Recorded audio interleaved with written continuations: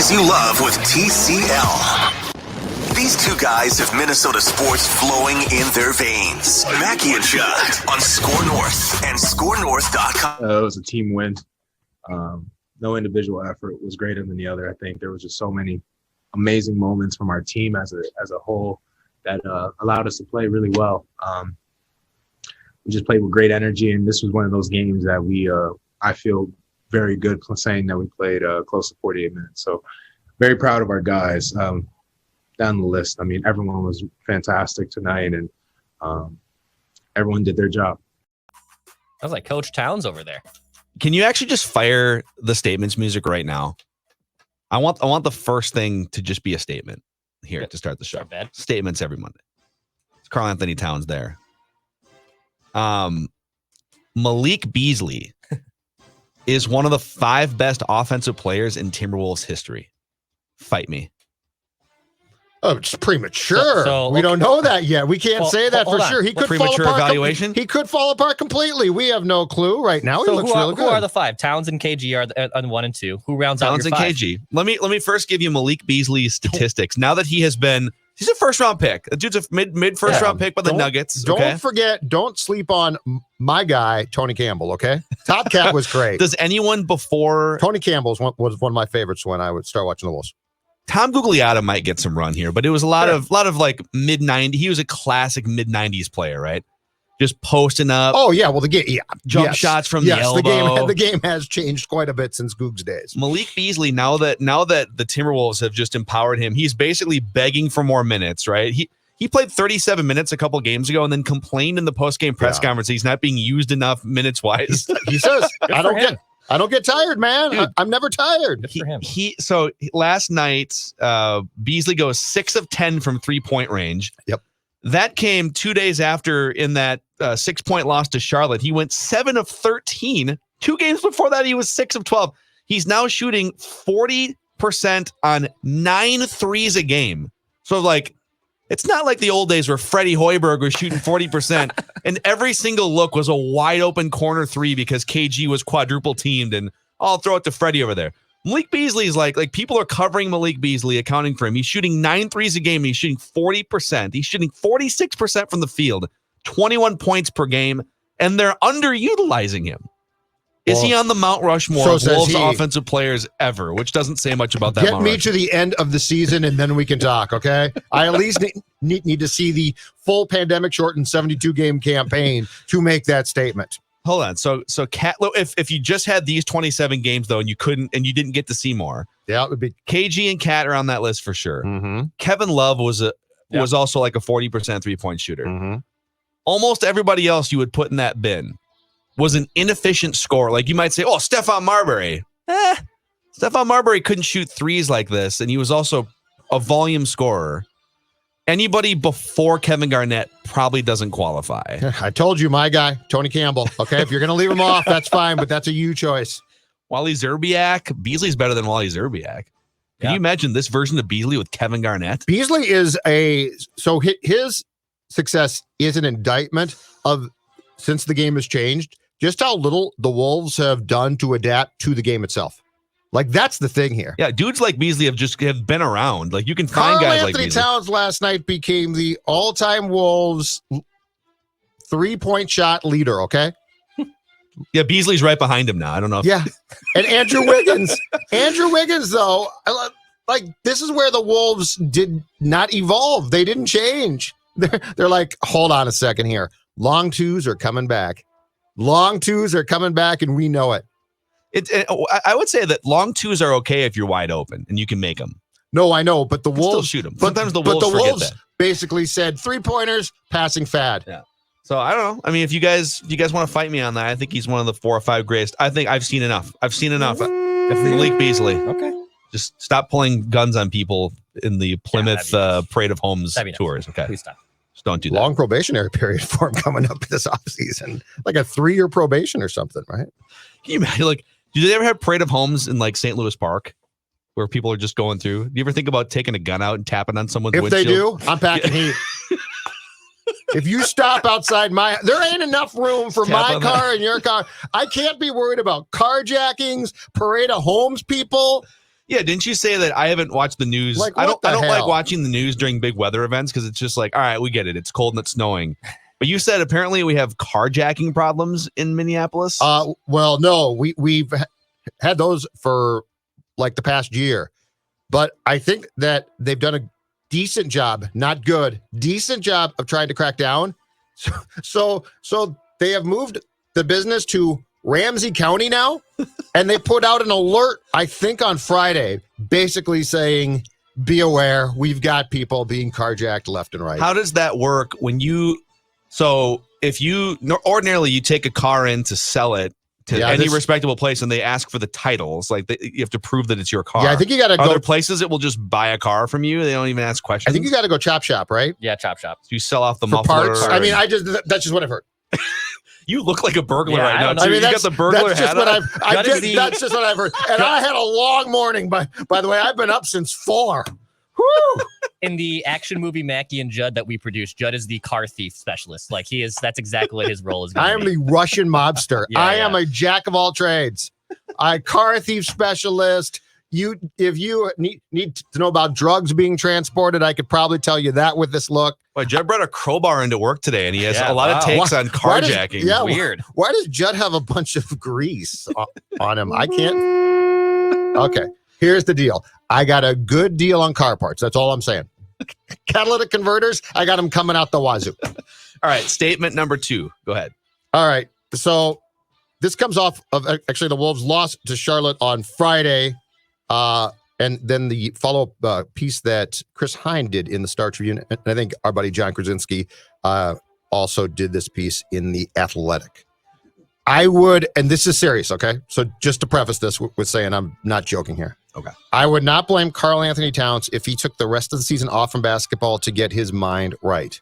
Because the stories coming out of the loss to the Hornets on Friday basically said that when Towns found out that like 3 or 4 Charlotte players couldn't play because of the COVID protocols, which by the way, does not mean that they have it.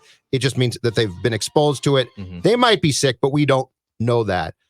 Towns basically asked Saunders, are we really going to play?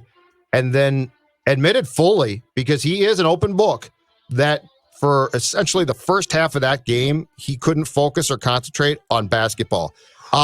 His mom has died. He has multiple people from his family who have died of COVID. He had it, and it sounds like it was rough.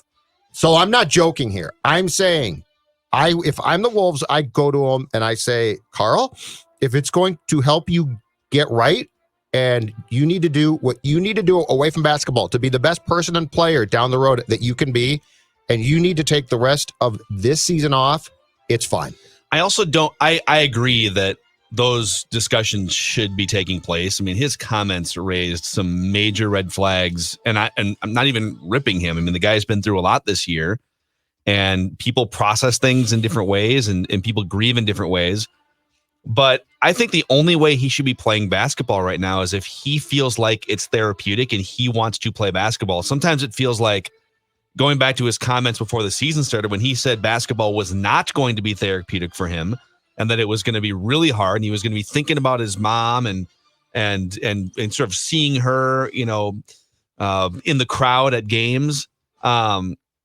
If it is now therapeutic for him to be out there and be with his friends and teammates and coworkers, awesome, keep doing it. But if it's just a burden, I just don't know what the point is. Like if he clearly needs, and I again, I'm not going to sit here and tell him what he needs. Yeah. He's a grown man. He can figure that out. But it seems to me that he needs some sort of therapy or someone to talk some of this stuff through with, or just to be away from the risk of COVID. He should go and place a top priority on those things, getting himself mentally right, unless basketball is part of the equation that gets him mentally right. And before the season, he said that it wasn't. And so I'm kind of in the same boat as you are. And I feel like too, with how people, like, everyone is allowed to grieve differently. No one should be able to judge someone on how they grieve differently just because you grieve differently from them. But I do think there is something to be said about how you process the grief, how you accept the grief, how you move past it. Like, right, I don't know what the 5 stages are off the top of my head right now, but at the same time, it's about processing it and moving on. And I think he needs to figure out that more than the first thing. And that's where I would go with him too. Yeah. By the way, 3 people who have all lost parents too, and a couple at a young age, and so like it's different for everyone. Yeah. But I think I don't know. We can sort of empathize and relate a little bit when it comes to losing a parent, and in some cases, losing a parent more suddenly than you thought. So, best wishes to him. And it looked like he was in a better space, especially after that win yesterday. But if you feel like you need to take some time off, I mean, do it. Yeah, basketball can wait. I think it's fair too, if you are the Wolves, to sit Cat down and say, what can we do to make basketball important again? Like, what's going to do? Because you can't just tell him get past it. Like, what's going to make him? Because I'm sure with his mom and a bunch of people from his family passing, that he's probably at a point here of evaluating things too.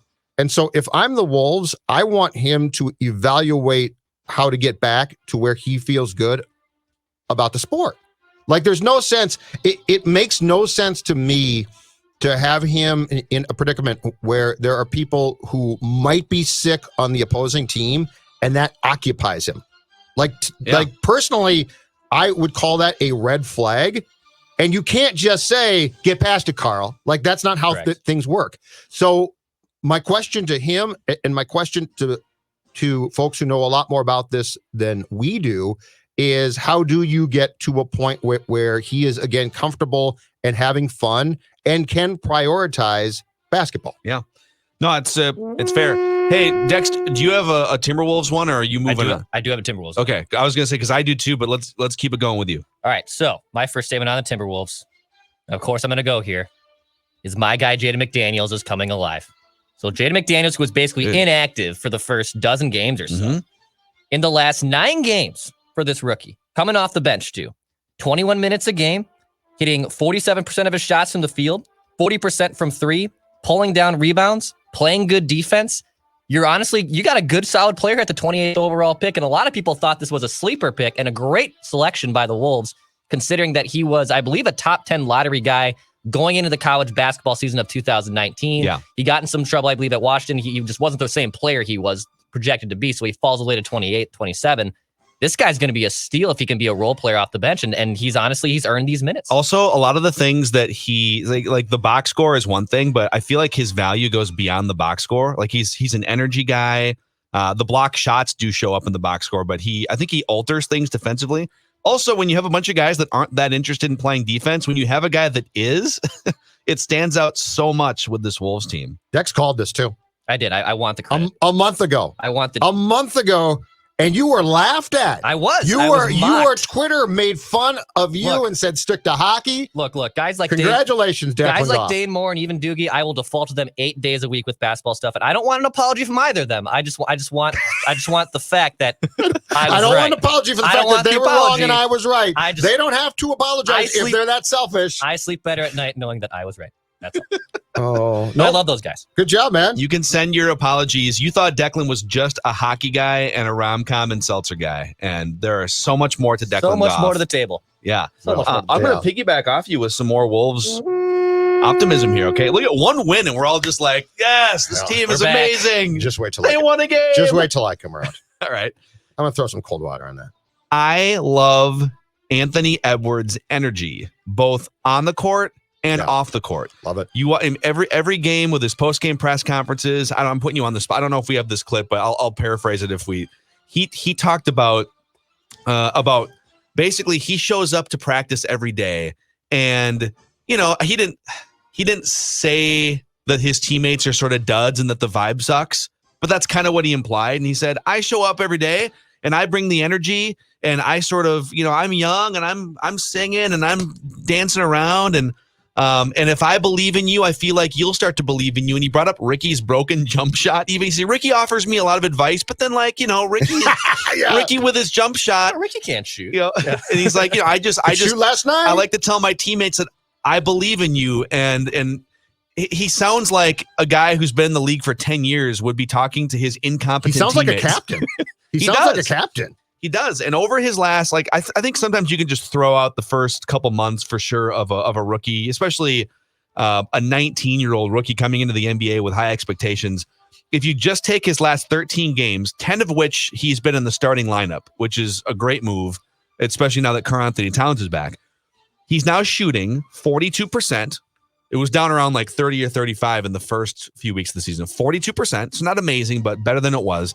36% from 3 on 6 threes a game. You can definitely live with that. I mean, that is that's plus value in terms of his 3-point shot. Free throws, 84%. 17 points a game. He grabs rebounds. He dishes assists. He gets to the rim. He'll steal a couple, every now and then. I just think on the court, off the court, this guy is blossoming into something fairly special here. And it might have looked early on like, oh man, this guy can't make a shot. He's sort of lost. But that's why you give a guy more than 3 weeks to prove himself as a rookie. And you know what he's not? He's not wiggy. He's not. He's not. He doesn't need to be prodded to wake up for a game. Oh, wait. Breaking news. Breaking news. He cares about basketball. Yeah, for sure. Like, that's awesome. But that was one of the questions about him too, wasn't it? Because he made those comments in the ESPN article. You know what I think though? I think we're so rightfully so paranoid that he made those comments about. I think the comment was, I like football more, but I think he likes sports, which is absolutely fine. But we took that to mean, oh no, he's going to come in and play video games and not pay attention.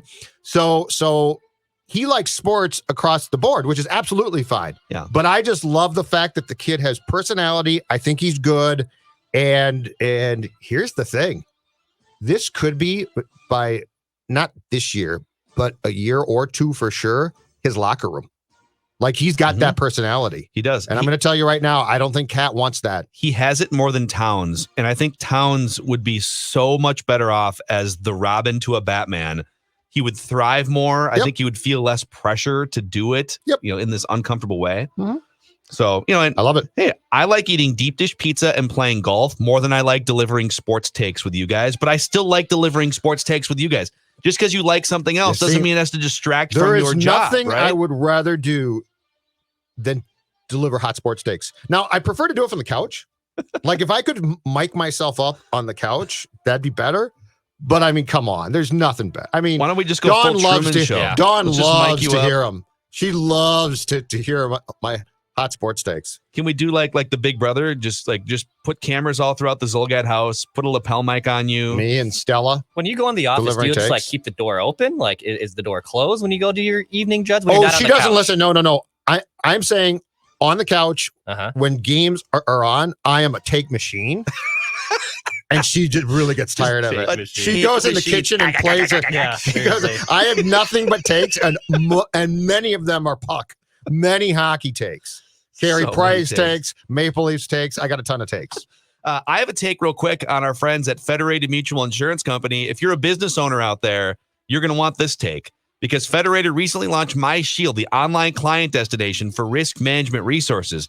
How helpful would it be for you to have employee training at your fingertips, industry resources that can help your business reach another level of success? That is where My Shield and Federated come in, with resources like safety training and videos, customizable risk management plans, handbooks, etc. Find out more at federatedinsurance.com or download the app. And just remember, at Federated, it's our business to protect yours. Is it back to me? I think it's back to you. It is back. No, it's me. Is it you? Yeah, don't pass me over. Oh, okay, no, go for it. I got one because I got one. I'm going to bring the mood down just a little bit, okay? Take. Okay. So just a take machine. The Wolves were not the only team in action in this town last night. I want to move to the game that was on Fox Sports 1 for those of you unfortunate enough to have watched it, and just come with one hot take here. The Gopher men's basketball team is soft. They are soft. SAWFT, soft. They are soft. I mean, my God, the ups and the downs, the peaks and the valleys. Can you win a road game? I mean, Maryland went into last night's game overall, gentlemen, 10-10, okay? That's not good. You are a 500 team, which means that you didn't do great in non-conference, and they swept you. And they did it by burying you in the first half when you came out again unprepared, Robbins is the most up and down player I have seen. When he's good, he's damn good. He's kind of banged up, but yeah. He's kind of banged up, but still, man. And I mean, can we get this is about two things, in my opinion. Gopher basketball. Shot selection, which I believe they were something like 1 of 14 on threes in the opening half, and defense, which is effort. Effort. And Maryland they completely clobbered you. You are far too often soft. How also, what I don't understand, the difference between the home games and the road games, there's no fans. I can see how college kids get flustered because they're playing in front of 15 or 20,000 fans. The energy is different. The student section can be intimidating sometimes. Like, I remember Michigan State has always had just a really clever and sometimes brutal student section. Mm-hmm.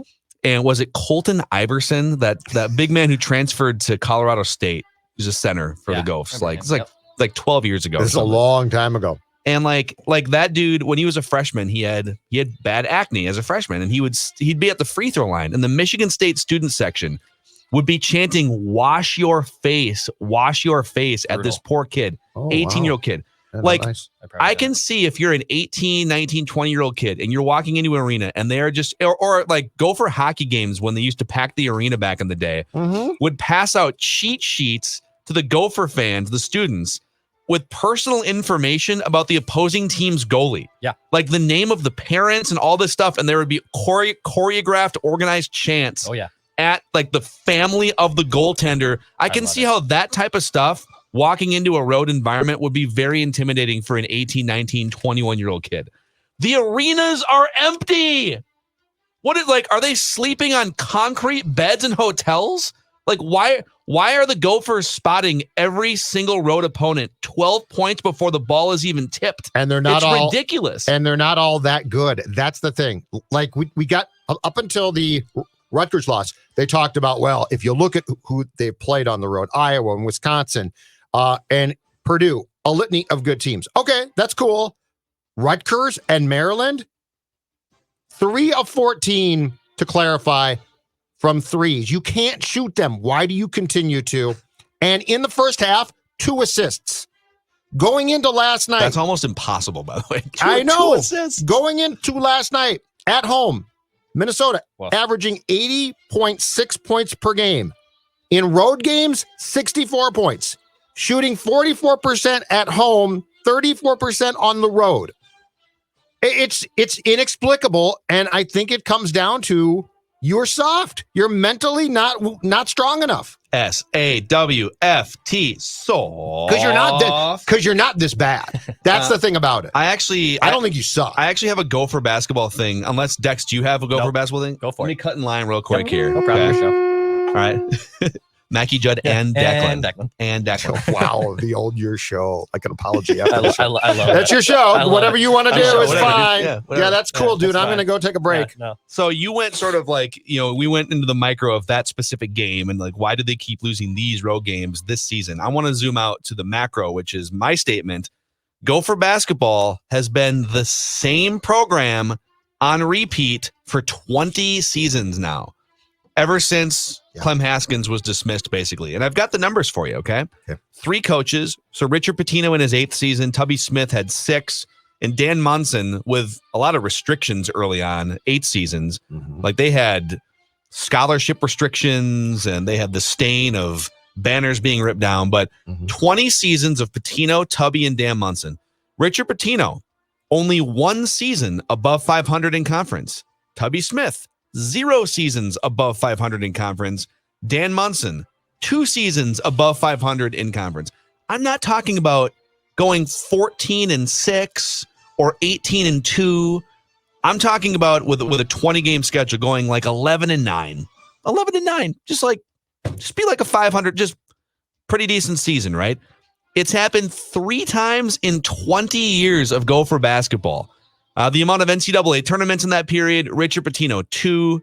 They might still get to it. They could still lose a couple games and then beat the bad teams at the back end of their schedule. I think they will make in. it. Yeah, I think they'll make it. So it'll probably be his 3rd tournament.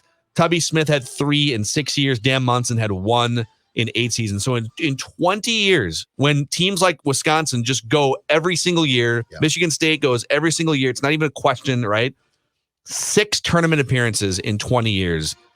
And over that stretch, you could argue that Minnesota as a state and the metro area just alone has turned into a high school basketball hotbed. I mean, you've had so many great players come out of the woodworks from all over the place, and most of those players wind up going and playing somewhere else, whether it's Duke or Wisconsin. Or right? Gonzaga now with Suggs. Gonzaga, exactly. But it's been the same program for 20 years, and I've kind of reached a point where I definitely am still emotionally invested to some extent, but it no longer breaks my heart when they lose a game against Maryland, because they've just shown themselves for 20 years. This is who they are. They're not gonna roll off like 12 straight wins in conference. No, it's just not gonna happen. No, but can you at least give an effort? I mean, the first half last night, they didn't give an effort. Like, it was just stupid basketball. Yeah.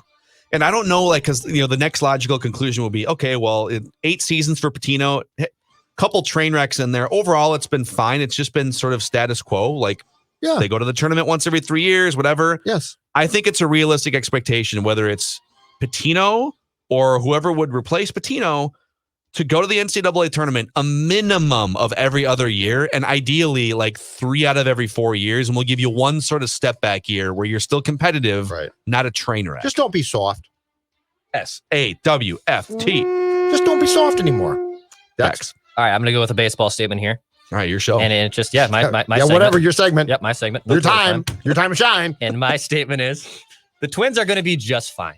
So after ripping them for taking their sweet old time in free agency and signing guys like J.A. Happ to possibly compete for a 5th starter role or a 4th starter role, now all of a sudden I'm coming around. I like this Twins lineup. I still think the lineup's going to mash. Josh Johnson will stay healthy. That's obviously a big caveat, but I think he will. I mean, just think about this. This opening day lineup, this doesn't sound so bad. Kepler, Polanco, Cruz, Donaldson, Sano, Kirilloff, Garver, Simmons, Buxton. I like the sound of that. And I also love Back to Pominville. They don't have, I would like one more legitimate starter. But the 3 horses in the bullpen in Colomé, Duffy, and Taylor Rogers. All of a sudden, you have 3 flamethrowers that can get big outs for you in the bullpen. Dude, so honestly, the Twins are going to be fine. The thing I love, and I will say that I also have a Twin statement, but I think it almost needs to be outside of statements. I think it's worth like us potentially fleshing out and arguing longer than just the statements here. But I think the fact that you have really, like, the players that you've lost are pretty replaceable. 37-year-old Sergio Romo, and the players that you're bringing in, you could argue, are the best at certain things. Colomé has been one of the best closers at times the past few years. Andrelton Simmons has been the best defensive shortstop. Just from that perspective, you're adding top-level people to a roster here. So I've got more on that at some point. But okay, sounds like Judd's probably the lowest on the Twins among the 3 of us, just based on our conversations the last. Oh, I'm not low. I just have the heat turned up. Heat rises. Yeah, that's fair. So I have the just heat. so you know. The heat on my stove right now. Yeah, it's going to 10. Hot stove. Hot stove. Okay. Speaking of heat on your stove going to 10, I have a non-sports statement here. Yeah. I am not one to complain about the weather because we all make choices. Even if you're born in a certain place, like, you're making a choice, right? Mm-hmm. But this weather is absurd. That's pretty bad. This morning it was still after a week. Yeah. Minus 18 temperature. I'm just going to pull this thing up. So it went from minus 18 and it's actually up to minus 9 now. So we're well on our way back to above ground. Going to be warm. We've been below zero now, for over 100 straight hours. Yeah. Without coming up for air. Yeah. I think the record in the state is 1912. I saw from our friend Ken Barlow. 1912, we had 186 consecutive hours below zero. And I believe we're going to be sitting at 130 hours by the time this thing gets back above zero sometime tomorrow afternoon. So, do you know what you are? Soft. SAWFT. You're soft. It's a February week. It's much worse when it's 2 weeks at the beginning of January and winter is here for weeks. This is actually, I think this is easy. We get through this. It's going to be like 36 by Friday. Don't be soft. I mean, are you outside like hanging out? What? All right, Mr. Hard. Yeah, for real. I Mr. go Tough outside Guy. once a Mr. day. Did you go Garage. skiing this weekend? Yeah. I go. What did you do? Here's what I do. I go out to my car. I drive it to the speedway. I buy a paper. So my car is started. I go home, go inside. So you start your car just to start your car? Or Yeah, just to start my car and to get a paper. if you were so hard, you'd walk to Speedway. That's right. Don't be soft. Don't be like the Gophers. Don't be soft. This is why Dex and I pay for the underground. Underground parking. parking and a You know remote what? start. Thank God for new cars. Remote start is definitely. It's Yeah. one of the John had best one purchases in of her all old time. car. Yeah. I wish I had one. How much does that cost? Is that So super expensive? I've done it before. I've done it on 2 cars now. I've done it on my old Camry that I used to have, and I went to kind of a sketchy dealer. I'll be completely honest, car shop. Obviously, won't name it. Yeah, from a car jack But car. I You will- got a remote I starter. will say- Congratulations. Yeah, where'd you steal the car from? Nice chop shop. That experience was a lot cheaper than when I did it through a dealership. Of course it was.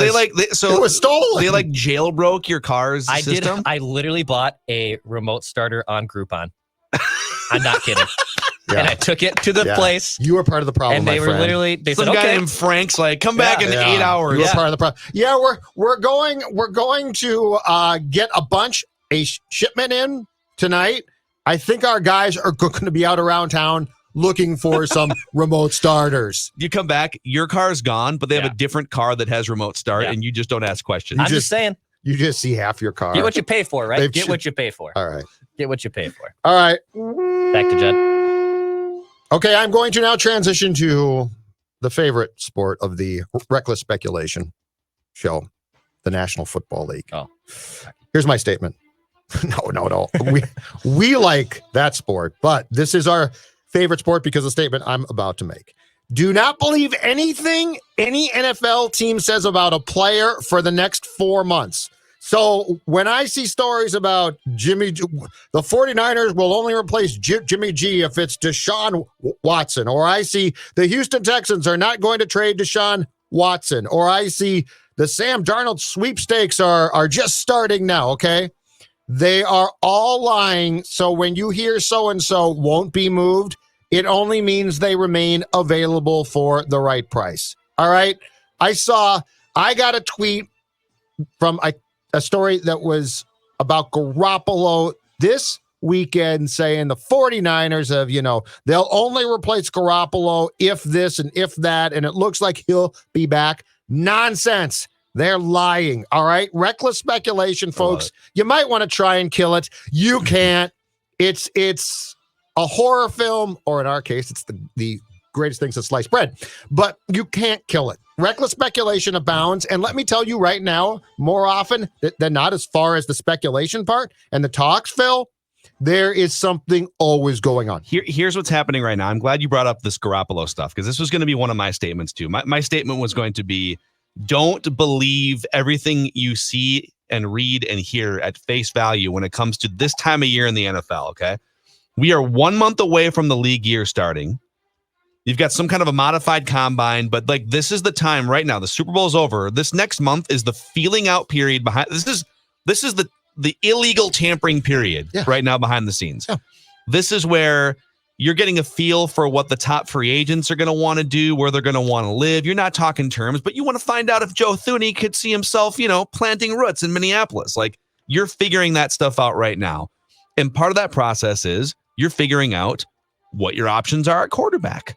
Oh, who are the potential trade candidates? That's why you see some of these low. The Panthers floated the number 8 overall pick to the Lions for Matthew Stafford, right? Mm-hmm. When the 49ers leak a report, or somebody with a vested interest leaks a report that says, we're comfortable with Jimmy Garoppolo going into the season, so all this other stuff, just no, we're comfortable unless we make a big splash. But just so you guys know, we're not desperate. Right. We got Jimmy G under contract. They're doing that for a reason. That's not them saying with a month before the league year starts, all right, we've had all the conversations there are to have, and 1 month before things actually have to start happening, we've made our decision to stick with a mediocre starting quarterback for $27 million a year. This news comes out for a reason. This news comes out because they're trying to push the action and say, hey, guys, Deshaun Watson, Kirk Cousins, all you teams that we're looking to trade with, let's get these conversations sparked up again. They're not saying it as a be-all, end-all. Right. And so this whole thing about, well, it looks like that's done. No, it's not. It's beginning. This is the dance. This is the off-season NFL mating dance. Okay. And we are only in, right. and we're only in, we're like, It's like the peacock showing all the feathers right now. yes, Like, exactly. So, yeah. so this whole notion, but I just love this. Okay. It looks like Joe Thuney's Garoppolo, just full spread, just throwing up all the feathers. Garoppolo's off the table. It's my favorite right now, the Texans. We have no plans to trade Deshaun Watson when he won't even pick up his phone and he ain't going back there. Yeah. I love this whole thing about, well, they said that they won't trade him, so they're not going to trade. What are you talking about? Like, we go through this every year. Anyway, everybody is lying. Everybody is available. If you don't enjoy reckless speculation, my advice is duck for the next 2 months, because there's going to be a ton, and it's going to be somewhat legit. It's going to be somewhat, and it will be completely legit in this notion. The talks going on behind the scenes are correct. Yeah. Like, there is a ton going on. Listen, like, I know now, are there times where we on this show might make up our own theories about things? Like when we brought up the Kirk Cousins in San Francisco thing back in November when the Vikings were 1-5 and Kirk led the league in interceptions, that was us, educated speculation, a little reckless speculation kind of blended in, saying, hey, remember these quotes from a couple years ago with John Lynch? I mean, if you're looking to move Kirk, you probably could after the season, right? That was more us making a leap. Everything over the last month, this is stuff that's being talked about. This is stuff that guys like Mike Florio are bringing up, that guys like ESPN insiders are bringing up. And I think my biggest question here is, and just to back up a step, because people ask us, God, why do you guys talk so much about Kirk Cousins? There's other things you can talk about with the Vikings, and this applies mostly to Purple Daily. And yeah, like we could sit and do a week's worth of episodes on like left guard play, and we'll definitely get into left guard play, but we dictate what we talk about on these shows and the segments that we put together. We dictate that based on your feedback. And for instance, over the weekend, just to pull the curtain back, our most popular episode of Purple Daily on the season was a Kirk Cousins trade rumor roundup, where we're taking stuff that's already out there and we're putting our own, opinion and spin on it. And so as long as you guys are still interested in, I don't know, the most important position in professional sports on the most popular team in town, we're going to keep having discussions about it. And also we will talk about the Vikings' need for a better left guard than Dakota Dozier. And we'll get more into that at some point too. But that just answers the question. Why do you guys spend so much time talking about Cousins? Because it's interesting. And because there's things being talked about behind the scenes. Absolutely. Because the Vikings are a big splash organization and are probably having even more conversations than we even know behind the scenes. So anyways, off my soapbox. All right, I have a non-sports statement here. It's having no commitments or obligations on Valentine's Day is the way it should be. Yesterday, woke up, got like 11 hours of sleep on Saturday, didn't even drink on Saturday, Judd. Went to bed at a normal hour with no elixirs. You sick? No, I was fine. It was good. Good I had some shakes when I woke up this morning, probably from the withdrawals. But on Sunday it was great. I slept in, took my time during the day. I met up with friends just to get drinks for a little bit in the afternoon in Uptown, came back home, made a good dinner, was in bed at 10:30 on the day of and it was great. I don't understand why everyone's always freaking out you have to always be doing something on Valentine's Day and you want to be spoiled or pampered. No, this was excellent. I will say too, I'll speak for as many married people as I can. It's just a day. It's just a day. Right? Even when you're married, like you should definitely do something, acknowledge it, but you should also just treat your significant other, whether you're married or not. You should just treat them well all the days of the year, right? Like you shouldn't. If you do that, then the pressure is off of. If you're an ass for 364 days, the pressure's on to step up to the plate on February 14th, right? Right. If you're a good human being and a good partner the rest of the year. I bought a card. You bought a card? I went to Cub. Did you? Bought a card. Saturday. Put a little good selection. Little handwritten note too in there. Good. Yeah. Oh yeah. Heck It wasn't just love Judd with the abbreviated I was very thing impressed in the card. though because I went a day before and I found a card. And here's the key with cards: If you don't find them quickly, you're screwed. What time did you go get that card at Cub on Saturday? Dawn went to work. Chance. Dawn went to work late in the afternoon. Probably around 3:30. Oh. Or 4 o'clock. I beat you by about an hour and a half. Oh, wow. I'm surprised I didn't see you there. I'm surprised I didn't see you. And then, of course, there was some guy with a cold, like literally had like a cart full of cold medication. Oh, girl. And was like over by the cards and coughing and stuff. And I had to wait. Oh, yeah. Yeah. It's bad news, man. You know what, though? Pandemic means you're staying home. Well, yeah. For the most That's what I say. Yeah, that's what you I say. No, we can't go out. We can't go out. We can't do anything. Right. And here's the great thing. So the reverse psychology about this day that makes it so great is this one. Honey, we can't go out, and there's nowhere I'd rather be than stuck at home with you. She can't fight that. Like, what are you going to say? You son of a bitch? What are you going to say? Like, what's your recourse? What's your recourse? I just said I love being at home with you. We don't need anything else other than each other. God. I mean, this is a McConaughey from the just the rule book.